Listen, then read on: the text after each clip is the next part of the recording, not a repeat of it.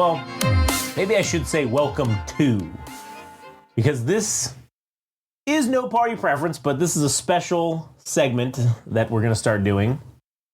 And I kind of just had an idea for a new podcast, but essentially I'm kind of lazy and also results driven, so I just wanted to see if this could get more downloads. So if this is episode number 2 of Conspiracy Enforcer, and it's going to be all about conspiracies. It's like when a political or whatever topic or something that would be on MPP, but it's kind of conspiratorial. Okay, cool. I'm going to do that for the next, basically January, for this month.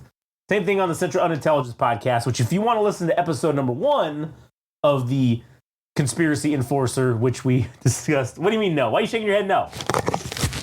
Because it's turning into fucking like comic serialization when they say issue 57, but it's number 1 of the storyline for the brand new writing and art team. Like I'm not saying it like that. I'm just saying if you're a completionist and you just want to hear the first one, well, that's cool. It's on there. If you like conspiracies, because people who listen to this and Central Unintelligence podcast, some of them probably like conspiracies.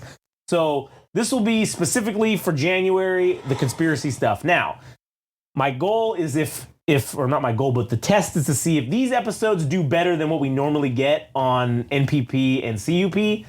Then I will break this off, and Conspiracy Enforcer will become its own podcast in February. Well, we'll record 5 episodes. Well, shit. If I already have 5 episodes, hopefully we'll already do 5 episodes in January, and then I'll just put these in the fucking thing when it launches, and then episode 6 will be the newest one. Will be the new one. But anyways, that's going to be what happened. But for this one, I want, people on No Party Preference didn't hear the new theme song, so I'm gonna play it. If you fucking want it, you better show up. That's true. If you want it, you better listen to it. You better listen to it more than you do anything else. So if you like it, go listen to the other one on Central Intelligence Podcast. But anyways, here's the theme song for Conspiracy Enforcer. Let's get it started. It's time for the Conspiracy Enforcer. He'll go from Bigfoot to Dawn. If you got a touch of the tism or a brain aneurysm, he'll cover the Ice Falls Ferry and the Illuminati query. If you've got a screw loose, he's got that good juice. Someone call Hillary and warn her. Here comes the Conspiracy Enforcer. Yeah, suck my ball, buddy. Yeah, they heard the latest episode of Conspiracy Enforcer was being recorded right now, so they wanted to fucking listen to these people Stupid ass outside. kids are outside causing a ruckus. Causing a ruckus? Well, whatever. So today's episode of Conspiracy Enforcer is the curious case of Adrian Dittman. Now, you know nothing about this, right? No, I don't know shit about this. Oh, man, you are in for a treat. At least I think you are. Anyways, okay. Well, if it's not for me, it's for the fans. That's true. All right, so there's this account that's on Twitter. A guy named Adrian Dittman, all right? And he has been posting like extremely pro Elon Musk things, all right? Yeah. So people started getting a little sus about this. All right, like what? Like why is this dude? Who is this guy? First of all, nobody knows who the fuck this guy is. So like, why is he doing this? Like, this is weird. And how does he have how is he just getting several 100,000 followers for like no fucking reason? So people are suspecting it's an Elon Smurf account, an alt account. Yes, that it's an alt account for Elon Musk, right? But this is where it gets fucking insane. So Adrian Dittman, okay, the name, is a character in a series of books. And the books are written by this lady called Victoria Yerberg. Okay. And this author has written like a shit ton of books. I don't have a number, but a shit ton of books. Okay. Supposedly very young, in college, started in 2024, graduates class of 2030 from Arizona State University. Okay. She's written, or this author, Victoria Yerberg, has written several books about Elon Musk, like fan fictions about Elon Musk that are published books. Okay. That are fan fictions? But that's essentially what they are. They're essentially fan fictions about Elon Musk. Okay. One of them is one called Cosmic Collisions, a love story. Oh my God. Okay, and it's the story that follows billionaire Elon Musk and his partner Rachel Jameson as they navigate the complexities of their blended family. Elon and Rachel are expecting a child together, but their peaceful domestic life is disrupted when Elon's ex-partner Grimes unexpectedly reappears. Okay, dude, that is fucking crazy as shit. It's like a series. The next one's Rachel's Resilience, a cosmic love story. Like it's this whole thing. Like this is this saga, right? So the about the author for this Victoria Yerberg, it basically says that she's a Navy veteran, a mother. She lives in Washington State, loves art, history, all this stuff. She was deployed to the Middle East during Operation Inherent Resolve. Blah, blah, blah. There's not a lot of information about this lady when you look her up online. There's a LinkedIn page. There's... is there images of her? Yes, there's one image where she's wearing sunglasses and it's in black and white. So, the conspiracy theory is that Elon Musk... Because in the books, when you read them, anyone who's read them says this sounds like it was written by AI. And so one of the things that is the theory is that Elon Musk, since he was like a board member of ChatGPT or whatever, right? So he had like access to like the good version of it, right? Like the shit that's not out. The theory is that he used some sort, whatever AI he's got, that's not ChatGPT now, whatever, Grok, whatever. He's used that to write all these fan fictions about himself and then went and took this character that he made, this Adrian Dittman from this other series that's by the same lady, that he's using this is his alt account or whatever on Twitter. And they believe he's been posting on 4chan.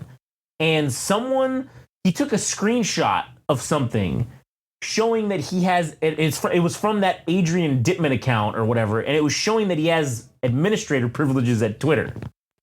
And so that's where he fucked up, because then the people on 4chan started going like, hey, wait a minute.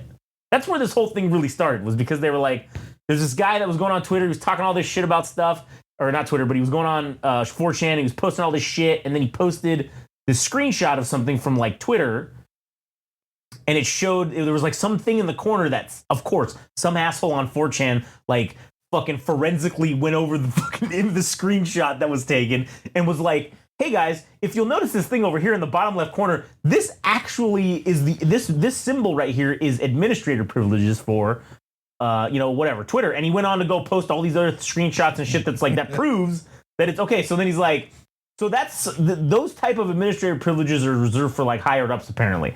So that's where the theory began with like, oh, so then they started looking into who this Andrew Dittman was, like what's that name from? And then that's when they found it connected to these books that just so happened to be basically Elon Musk fan fiction that read like they were written by AI. And it would be during this time was when he was suing, when these books kind of came out, when he was suing ChatGPT and he was going through all that stuff, or OpenAI or whatever the fuck it is that owns ChatGPT, right? He was suing them for shit. And so a lot of that shit all of a sudden just got dropped. And one of the theories that I've come up with is in the time frame is the reason he dropped the lawsuit against OpenAI was because they probably said, hey man, we have your like history of what you did on here, right? So like we can show all the because the early books that he did were around that time when he was on that chat, when he was on the board or whatever. So they were like, we can just show everybody that you had the Chat GPT write these books and just out your whole fucking thing. And that's to me, that's why he dropped the lawsuit as quickly as he did, because they were like, all right, man, you want us to fucking pull out the big guns? We'll just let everybody know you're a fucking narcissist who writes fan fiction about himself and has AI do it and then publishes it under a pen name. And also, there were guys that were taking her fucking the image on her profile or whatever, and they were going into the code of it and being like, oh, this is an AI generated image, and it's it's hard to tell because it's black and white. There's the face is partially obstructed with the sunglasses, and then there's this other camp that believes that this person's a real person, and they say that this lady is a transgender person who is not wanting to just be oh, they don't want to be found, and they're just they use this pen name but they're really a transgendered person, and they just love writing fan fiction about Elon Musk. And everybody's that's hard to believe. That's less believable than it's Elon Musk doing it himself. So I honestly, I have no fucking idea what the real deal is as to what is actually going on. But I will say this. The person that in the biography, and this is something that no one has pointed out yet, Operation Inherent Resolve, because that's what they say she's a veteran of when she was in the Navy or whatever, right? Inherent Resolve took place during 2014. Okay, so this person in the photo looks fairly young. So, assuming that you were in the Navy, and let's say you just joined in probably 2013 to be a part of, to get in. Let's say you joined in 2013, so you're 18. All right. So in 2023, you're 28. Now in 2024, with this photo, it's a recent photo in 2024 when they put it up. So you're 30. But when you're 30 and now you got out of whatever, you've been out of the Navy or whatever. Yeah, sure. Maybe using your GI Bill, but also, it says that this person is going to Arizona State University, which there was another connection that somebody made with Arizona State University, and that because she's 2024 to 2030. This is the what it says on her LinkedIn page, implying that this person just started going there in 2024 and is going to graduate in 2030, which is 6 years. Which I guess if you're going to get a 4-year degree, I mean, yeah, if you're doing it part time, kind of it could take you 6 years, right? But it's just, it doesn't, because then it's I don't know, it just doesn't shit doesn't line up right. It just seems very strange. And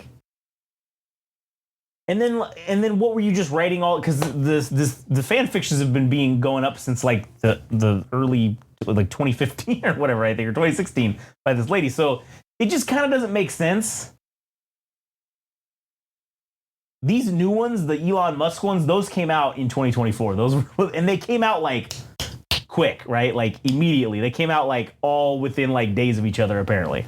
So it does seem like AI was involved in the writing of these. Whether it's Elon Musk or not, that's still a mystery. But I feel like that's believable. I feel like that's very likely and plausible that this dude probably has some sort of crazy narcissistic fucking tendencies, and that this is oh, is this what billionaires do? They just put they write their journals on fucking line as under pen names that, because somebody pointed out well, why wouldn't he make it get pumped up to the number one, be on the New York Times bestselling list?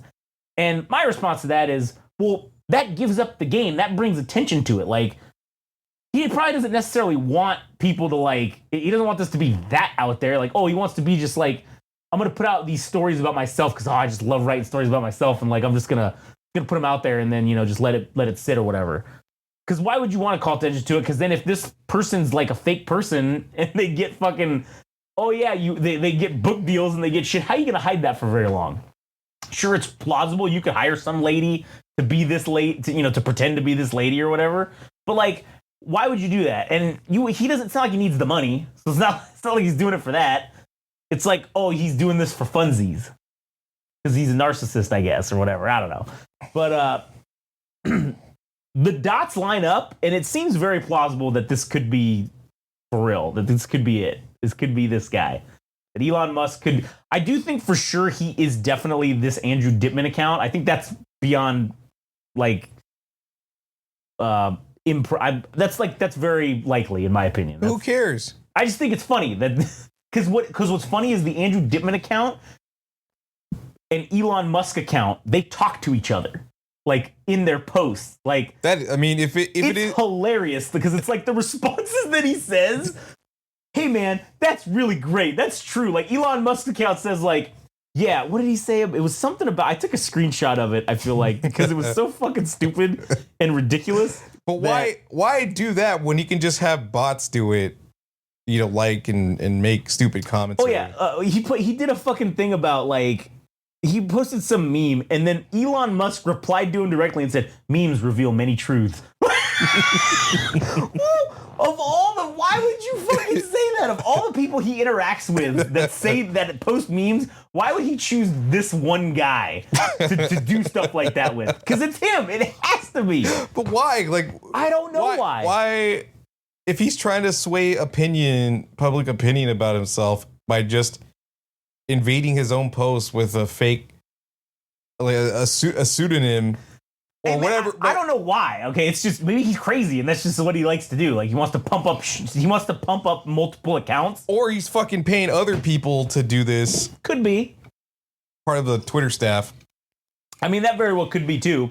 Another one was this Adrian Dittman dude posted. He posted this thing about saying that history is written by liars or something like that, and he says yes, all of history, in fact. History doesn't belong to the victors. It belongs to the writers, especially if they chisel it in stone. Like, that's what he replied to this fucking thing. All right, man. Like... I've been thinking about that. What? History's written by fucking liars? Well, no. The part about the people that document history are the ones that ultimately are dictating how history is remembered. Even if it isn't, it doesn't matter who the winner or loser is. Whoever was responsible enough to have that kind of foresight, ultimately... If you were independent... So, like, in war, if you were independent of whoever won or lost, then, you have the power to write what you want. But, ultimately, when you have these, like, major fucking, you know, empires or whatever, they write their own history, because they're the ones that control it. Yeah. But, in the end, when they lose or when they fail... Well, that shit's told. The truth is told at the end, or a version of it, I guess, of how they fell. But that's besides the point. That's besides the point. I just thought this whole thing was fucking hilarious, and in the long run, who cares? Other than the fact that it's just, to me, it's fucking hilarious that a billionaire Elon Musk likely has nothing else better to do than to fucking get into like self-serving conversations with literally himself, pretending to be other people. That is a level of egomania that is unparalleled. Yeah. If it is to be the case. If that's true. If it's true, then yes, it's unfucking paralleled level of egotism. And also, if this is true, this is the scariest fucking threat we face on the planet right now. Is him being in charge of government stuff. Oh, we're so fucked. We're so fucked. Anyways, all right. You got anything else to add? No. All right, this will be the end of it. Go to Game Rage Magazine. Oh no, first, remember that this is, the Conspiracy Enforcer special episode. Special subplot. I don't know. Go listen to CUP, Central Intelligence Podcast, for the first one, if you want to hear that. And then stay tuned for more. Listen to these. Tell your friends if you like conspiracies, and tell them to listen to these episodes. Shit, I might have a fucking all gas no trash conspiracy theory. Oh, sweet, we can do that on all gas no trash. Fuck yes. Oh, dude, don't fuck with me. I will play that theme song. It's gonna be the best. I'm not fucking with you. Oh, this one is actually concrete proof, though. Oh, good. That's even better. Yeah. A provable conspiracy. Oh, man, that'll give us the legitimacy we've always been looking for here at the Conspiracy Enforcer. Oh, my God, dude. I don't know if I actually want to do it. Fucking why not? You just so we can get the word out. You know, we're doing we're doing comic tie-ins for for all of our podcasts. Hey, you know what? That's the new thing in 2025 is to see if this works. Oh man. Anyways, how coincidental is it that I found something? It's not even a conspiracy theory. It's like a legitimate thing that we'll talk about on fucking All Gas No Trust. So if you want to hear that shit, tune into the latest episode. So this is gonna be funny as fuck. Oh yeah, I can't wait. It's gonna be excellent. Anyways, go do all that. Game Rage Magazine, All Gas No Trash. We'll catch you on the next one.